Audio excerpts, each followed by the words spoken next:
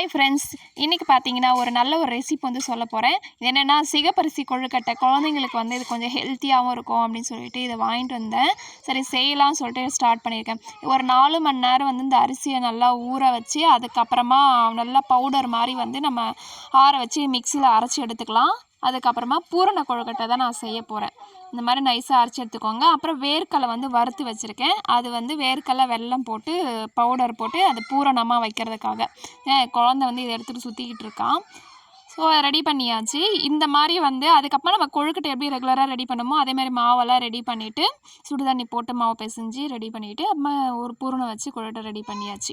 அவ்வளோதான். இது வந்து வேக வச்சு எடுத்து அதுக்கப்புறமா சாப்பிட்டா நல்லா ரொம்ப டேஸ்டியாக இருக்கும்னு எதிர்பார்க்க முடியாது. டேஸ்ட் வந்து ஓரளவுக்கு இருக்கும், பட் வந்து நல்லா ஹெல்த்தியாக இருக்கும்.